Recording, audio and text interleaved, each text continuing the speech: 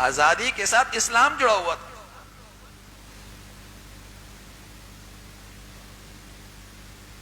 تو لوگ اس آزادی کے لیے اپنا سب کچھ قربان کر رہے تھے.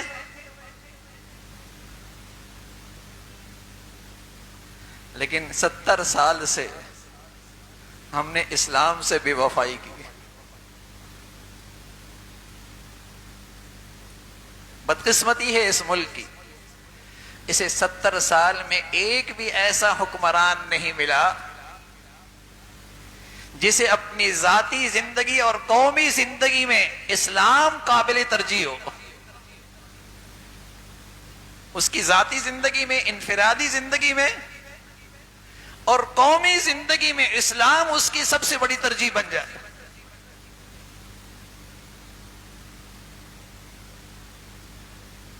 تو مایوسی تو آنی تھی نا، اس ملک کی فضا میں پھر مایوسی تو آنی تھی. آزاد ہو رہا تھا، جانے دے رہے تھے، آزادی مل جائے. اسلام جڑا ہوا تھا نا، کہ اسلام کی خاطر ایک آزاد خطہ مل رہا ہے. اگر اس وقت کے حکمرانوں کو یہ توفیق ملتی کہ یہاں اسلام نافذ ہوتا تو پورے عالم میں اسلام کا نشاط ثانیہ ہوتا. پورے عالم میں انسانیت کو ایک رحمت کا سایہ اور پیغام ملتا. توفیق نہیں ہوئی. یہاں کے دیندار طبقے نے، یہاں کے دیندار طبقے نے دین کی فضا تو برقرار رکھی، مساجد کی صورت میں، دین کے کاموں کی شکل میں، دینی اداروں کی شکل میں. لیکن یہ ملک قومی سطح پہ معاشرتی، اقتصادی، سیاسی، معاشی مسائل سے دوچار ہوتا چلا گیا تھا. اور آج یہ حال ہے کہ اس کی زندگی اور موت ایسے بے رحم دشمنوں کے ہاتھ میں ہے جس سے اس نے قرضے لے رکھے ہیں، سود لے رکھا ہے. بے رحم دشمنوں کے ہاتھوں میں آج اس کی زندگی اور موت کا نقشہ ہے.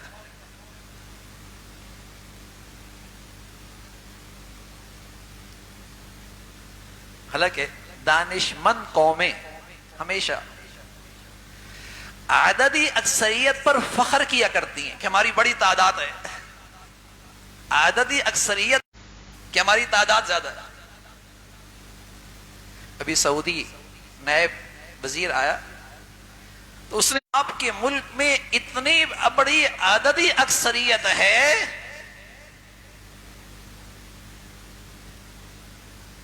جو کسی ملک کی تعمیر کا بڑا سامان ہوتا ہے. تو دانشمند قومیں عددی اکثریت پر فخر کیا کرتی ہیں، اور پھر اگر اس قوم کو عسکری قوت، فوجی طاقت بھی مل جائے تو وہ دنیا میں مضبوط طاقت بن جاتی. لیکن اس ملک کے پاس تو عددی اکثریت بھی ہے، فوجی طاقت بھی ہے، زمین اور پہاڑ اور سمندر بھی خزانوں سے بھرے پڑے ہیں، سورج اور چاند کی روشنی بھی میسر ہے، ہر قسم کے موسموں کی نعمتیں بھی اللہ نے دے رکھی ہیں. لیکن یہ سب چیزیں کیوں ناکارہ ہو رہی ہیں؟ اسلام سے بے وفائی جاری ہے. اسلام سے بے وفائی جاری ہے. عددی اکثریت قومیں دنیا میں معاشی لحاظ سے ملکوں کو بلیک میل کرتی ہیں کہ ہمارے پاس اتنی بڑی منڈی ہے اور ہم نادان اس کو بوجھ سمجھ رہے ہیں کہ ہماری تعداد زیادہ ہو رہی ہے. خود رسول اللہ صلی اللہ علیہ وسلم فرمایا کرتے تھے، آپ نے ترغیب دی عددی اکثریت کی، نسل کشی کی مذمت فرمائی. قرآن نے بھی اس کی تلقین فرمائی کہ نسل کشی یہ اللہ کے رزاقیت کے عقیدے کے خلاف ہے. کوئی فرد، کوئی جماعت، کوئی حکومت تمہیں رزق نہیں دے سکتی، وہ صرف رزق کی تدابیر کر سکتی ہے، رزاق اللہ۔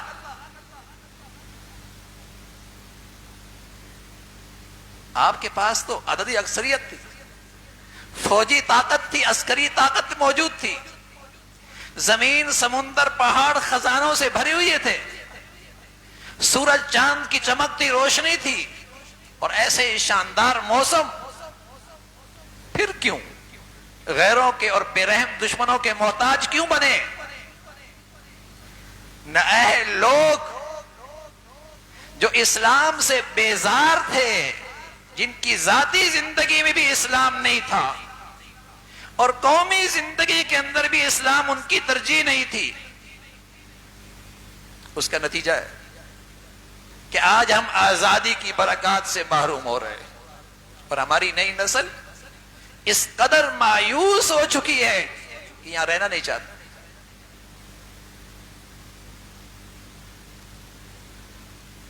جس کے پاس جتنا کچھ ہے وہ یہاں سے جانا چاہتا ہے، جس کو تھوڑا سا موقع ملے وہ یہاں نہیں رہنا چاہتا۔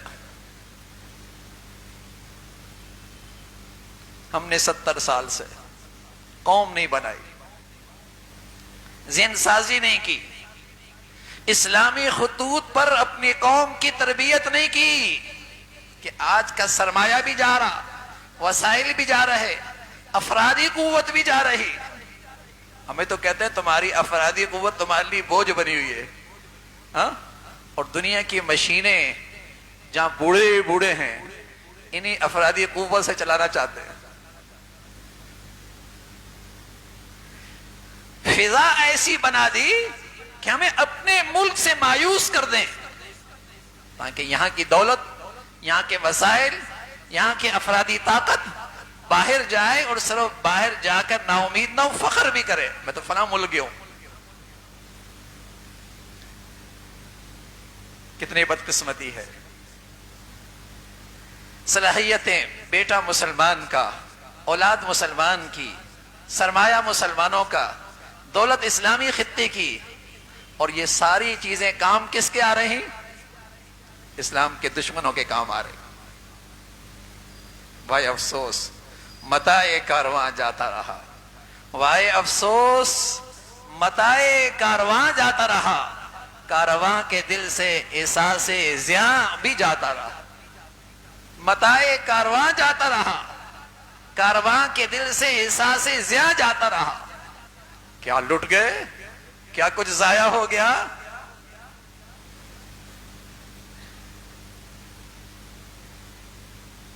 جانے والا اپنے آپ کو شرمندہ نہیں سمجھتا، فخر کرتا ہے میں اس ملک سے جا رہا ہوں،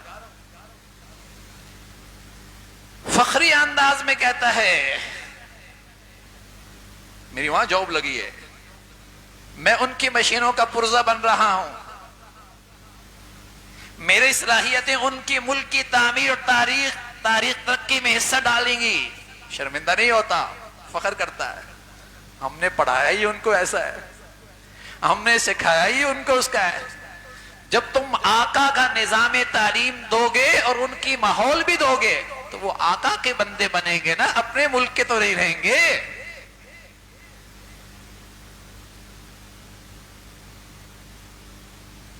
70 سال سے قوم نہیں بنائی، معاشرتی مسائل ہم کوستے تو ہیں اپنے معاشرے کو، طنز اور تنقید تو کرتے ہیں، لیکن کبھی یہ سوچا بھی نہیں کہ اس میں میری بھی تو کوئی ذمہ داری تھی۔ میں اس ملک کے لیے کیا کر رہا ہوں، میں اس ملک کے لیے کتنا کارآمد ہوں، میرا کتنا حصہ ہے اس ملک کی تعمیر میں،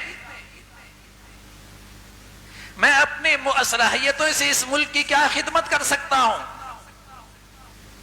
ہمارے بزرگوں نے جب اس ملک کو آزاد کیا اور یہ آزاد ہوا تو عجیب بات فرمایا یہ خطہ آزاد نہیں ہوا، یہ ملک اسلام کے لیے آزاد ہوا ہے، اور اس کی قدر و منزلت ہمارے نظر میں ایسی ہے جیسے مسجد کی ہوتی۔ اس کی قدر و منزلت ہماری نظر میں ایسی ہے جیسے مسجد کی ہوتی ہے. یہ ہمارے ہاں یہ ایسا محترم خطہ ہے، اسلام کے نام پہ لیا گیا.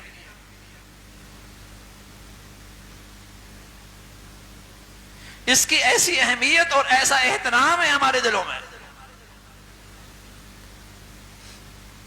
لیکن اس سوچ کے ساتھ اور اسلام کے خطوط پر اگر اس نئی نسل کی، اس قوم کی تربیت ہوتی تو آج ہر آدمی اس کی خدمت میں جتا ہوا ہوتا. لیکن آج جس کو جہاں موقع ملتا ہے، جس ادارے میں موقع ملتا ہے، اس ملک کو کھوکھلا کر رہا ہوتا ہے، اس ملک کو لوٹ رہا ہوتا ہے، اس ملک کی تباہی میں اپنا حصہ ڈال، جس کو جہاں موقع ملتا ہے. ہاں، شریف وہی ہے جس کا ہاتھ نہیں پہنچتا، جس کو موقع نہیں ملتا. بدقسمتی.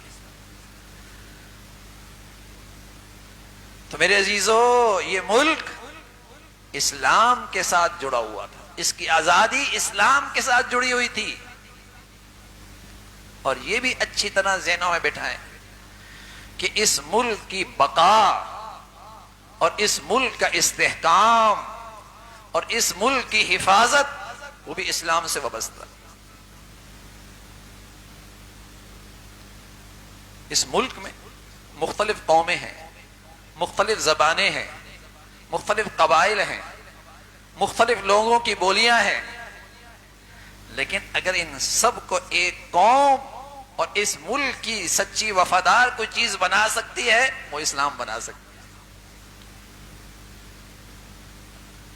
اس لیے دشمن جسے آج تک اس کی آزادی ہضم نہیں ہو رہی، جسے آج تک اس کی آزادی ہضم نہیں ہو رہی،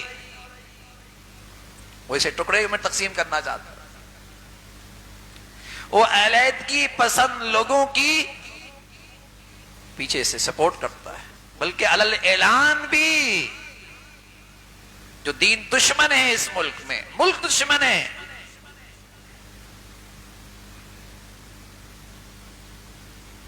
پیچھے وہی لوگ ہیں، وہی قومیں ہیں جنہیں آج تک اس ملک کی آزادی ہضم نہیں ہو رہی.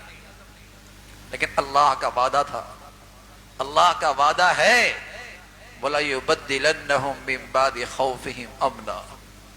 اگر تمہارے ملک میں اسلامی قوانین نافذ ہوتے تمہارا خوف امن سے بدل جاتا. اگر تمہارے خطے میں اسلامی قوانین نافذ ہوتے تو تمہارا خوف امن سے بدل جاتا، تمہیں باہر بھی امن ملتا اور تمہارا اندر بھی چین اور سکون سے رہتا. تم اندر کے لحاظ سے بھی چین اور سکون میں رہتے اور تمہاری جان و مال، عزت و آبرو بھی تمہاری محفوظ ہوتی. اگر تم نعمت اسلام کی قدر کرتے، جس کے لیے تمہیں آزادی ملی، تو اللہ تمہیں یہ انعام بھی دیتا اور آزادی کی یہ برکات بھی تمہیں نصیب ہوتی کہ تمہارا خوف امن سے بدل جاتا، تمہاری بے چینی اور بے سکونی سکون سے بدل جاتی. تو میرے عزیزو، آزادی کی نعمت کی ہم نے قدر بھی کرنی ہے اور اس ملک کی تعمیر اور حفاظت میں اپنا حصہ بھی ڈالنا ہے. یہ اس ملک کا ہم پہ حق ہے. اللہ رب العزت ہم سب کو اس کی توفیق نصیب فرمائے. وآخر دعوانا الحمدللہ رب العالمین.